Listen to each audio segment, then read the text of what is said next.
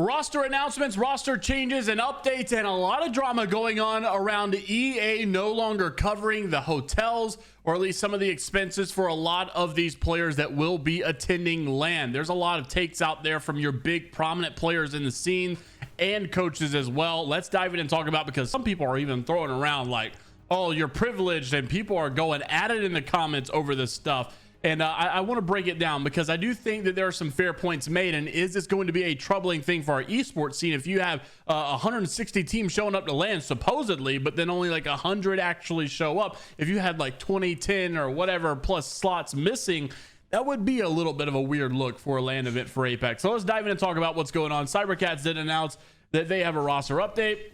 Taskmaster and Toza are going to be signed here, fully MNK roster, and happy go lucky for them.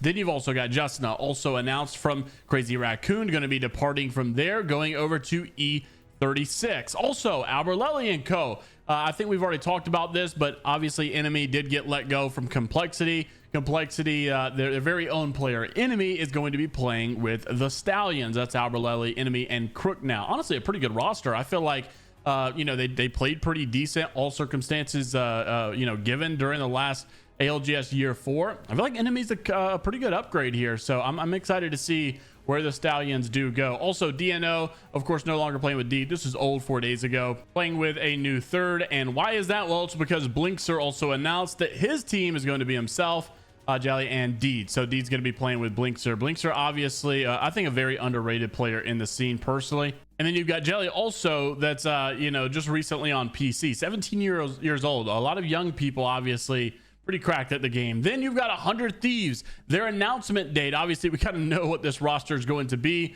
Jen Burton said on stream that the 100 Thieves roster will be announced on March 5th. That's the same day as the roster lock as well. And if you haven't seen it already, a lot of people are speculating it's going to be Phony, Jen Burton, and Verhulst, of course, with Bronzy as the coach. If you didn't see the Discord leak thing that Verhulst did a couple of weeks ago at this point, then you can go check out our old video on the channel here as well. But obviously, don't confirm anything until you see it yourself. Then with all of these roster updates, how have these rosters been playing in scrims? Team Falcons, Cloud9 or ex-Cloud9, and Aim Assist in third. Aim Assist, by the way, is the design team. And if you don't remember that roster, it's design, it's also Skittle Cakes, and it's also Gent as well. This is honestly a pretty good roster. I feel like a lot of people are not talking about them. They're talking about some of these other big names, but it's not all about the orgs. We've seen a lot of orgless teams be very, very talented and still do very, very well. So on top of that, you've got Shopify Rebels. That's the old Moist Esports roster. This was on February 27th, so a couple of days ago. Obviously, they've been off for a little bit. Falcons Esport in second, and Envy in third. Now, this is why I'm bringing light to this Oblivion roster as well, because Deeds, Blinkster, Jelly already getting a top 4 in Pro League scrims. I feel like this team is one to definitely keep your eye on, because on paper, they're probably not one that you would probably consider, but I do think they've got a lot of potential here. Now, here's where the drama started to get insane. I'm not going to beat on this too much. I've already recorded it a few times, and I just think that at the end of the day, you're going to have opposing views on this for a couple of reasons, and I just want to plan out those reasons for you. So Tom came out obviously for esports.gg to say EA has confirmed that they will not be paying for the hotels for the ALGS Open, only airfare, and basically saying by covering airfare for all qualified teams, we're providing a level playing field for players to compete no matter where in the world they come from or how expensive their travel would be. Airfare typically has a fewer options available, whereas there are a variety of accommodation options whenever it comes to leveraging depending on their budgets. Basically meaning like, hey, the airfare is one thing because it's not many options, but whenever it comes to hotel, you could do a hotel, you could stack 6 people in one room, you could break some rules. If a Hampton Inn has a minimum of 2 people per room or something, you could still sneak 6 in, or whatever you got to do. If you want to live in a car, you want to rent a car and sleep in it or something, if you want to get an Airbnb or a Verbo, I don't know, there's so many different options that if you want to stick it out and get a little cheap with it, you can. There's more options to do that. So rather, if the hotels are paid for, it's all standard, and they could probably spend more, just because you're not going to have any people say, oh yeah, EA, you can take care of our hotels, we'll bunk up 8 people in one room. They're going to all get their own room, or whatever the case may be. I don't know what the structure is. I'm just saying maybe you could stretch the dollar a little bit more when people themselves are actually paying for it. And that was the idea coming from them. Now, you had a lot of takes out here: Snipe Down, Waltzy, Kashira, Imperial, How, Raven, And some of these are opposing views. I think fair points are made in both, but I just kind of like sum it all up. And I'll give you my thoughts. Snipe Down saying, if you are complaining about ALGS not paying for anything other than flights for a land of this magnitude, you weren't around for the MLG days. Personally, I was there for the MLG days. I remember seeing all that stuff. And I remember, like, yes, they were absolutely sacrificing. They were working 2-3 jobs, whatever the case may be. They were saving up as much as they could just so they can go to the land and just so they can compete.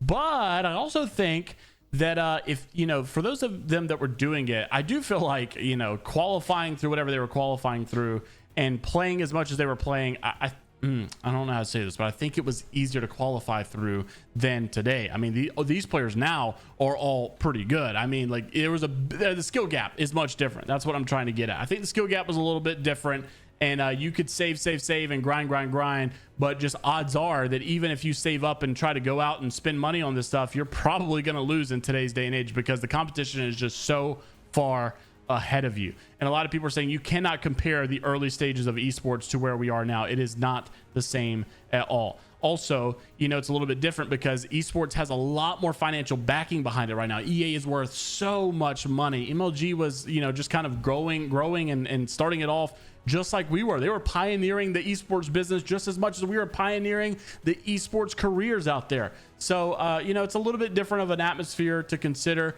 However, I understand the point that's being made here. Waltzy also said, look, well, you know, the first 2 lands, me and NT, we paid for all of our boot camp and accommodation during them as well. And I've seen other people do the same. Kashira fires back by saying this must be your first world Australian brain working.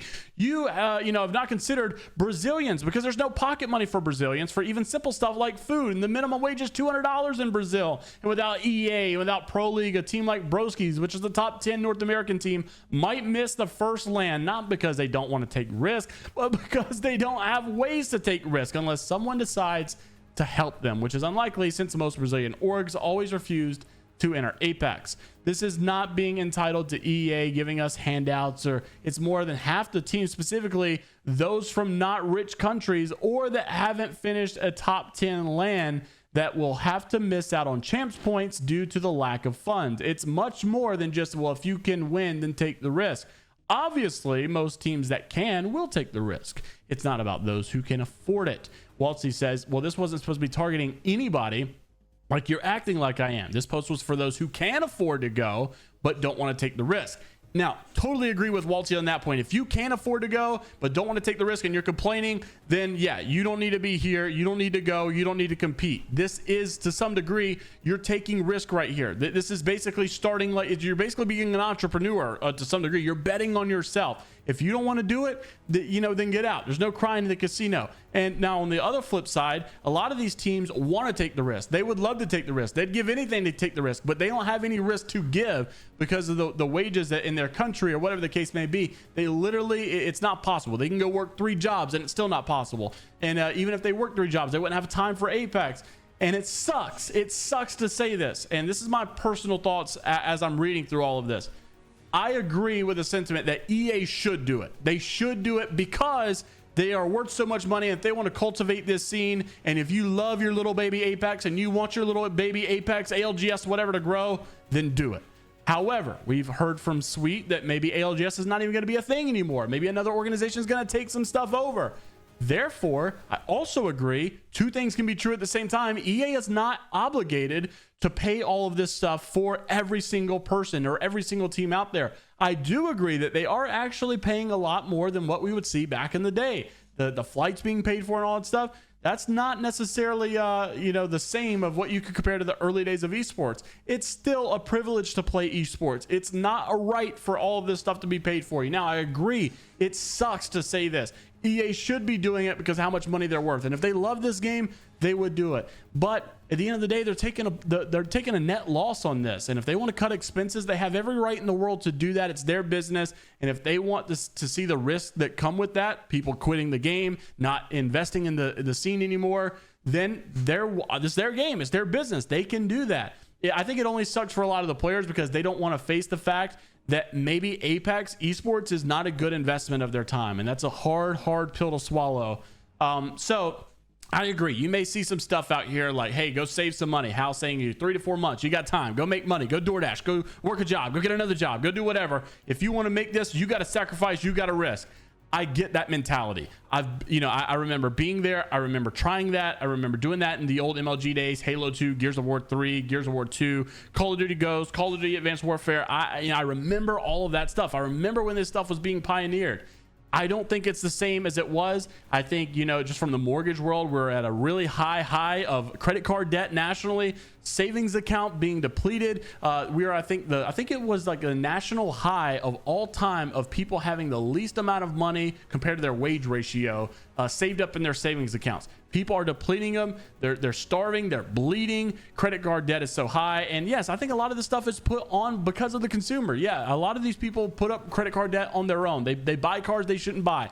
I get that. But I'm just telling you, that's the financial situation that a lot of our country is in right now. Not only our country, but you're also talking about, this is America. Imagine how much more this could be a problem in these other countries like Brazil or whatever, where they're saying that there's no pocket money. You can't even take the risk if you tried. But once again, you have to come back. At the end of the day, it is not EA's obligation to do so. I think they should, because if they love this esport, they would, and they've got the money to do so. But I don't think they're obligated, and it's just one of those things where it sucks, but a good thing has come to an end. And those that were so timely invested in this, they have to swallow that pill, and they have to decide, well, what are you going to do now? Raven also comes out to say competing in esports is a privilege, not a right. You're telling me I could play an open qualifier tournament that I don't have to pay to enter, not even be in pro league, and EA will pay thousands of dollars in flights and lands if I qual. That's a W. It mostly only sucks for orgless LAN teams. Now, this is a good point that Ruby makes here. It may be, once again, a very bad look, an awful look for the whole esport if you have people that qualify but decide, I can't afford the hotel, I can't go, and now there's going to be an empty spot, and you've got a spot here. Oh, we're playing with 5 teams down because they couldn't make the LAN. That's just a sucky look. Once again, that's the risk that EA takes when they make a decision like this. That's why I think they should continue to pay for this stuff if they want the esport to look as good as possible. But I agree, they're not obligated to. If they want their esport to have missed slots or whatever and a bad look, that's on them. If it's worth it to them in the end because they want to save the money from not paying hotels for everybody, once again, that's a decision that they are allowed to make. I do agree with that. It's just it's one of those things where it's a double-edged sword. It is what it is, but you have to face the fact at the end of the day and move on. Raven compares it to say they are competing in a cartoon video game, not doing cancer research. They should not necessarily be handed all of this stuff. It is one of those things at the end of the day where you're trying to make a living, you're trying to make a job, you're trying to make it big off of something that was supposed to be a hobby, it was supposed to be a passion, and the moment that you start counting on other stuff to be taken care of for you, it gets in dangerous territory because you've got to do this for the sake of the love of the game or the love of esports. It's almost, you're putting stock in, you're basically investing, just like you would invest your money into a stock or crypto or whatever. You are investing your time into a game that you think will take you to that level of status that you're looking for, whether it be the stream, the money, the popularity, the prize pools, whatever. So you've chose to invest your time in this and it didn't work out, or it's not working out, or you're not happy with the way that things currently are. That sucks. Once again, hard pill to swallow, but that's just what life is. Yes, I think this is true. Players are basically going to lose money on average because the average person that decides to fork out the hotel money to go probably will get last place or whatever, and they probably will lose money just to go freely advertise Apex for them by showing up to LAN. I get it. Once again, you can't force them to do so.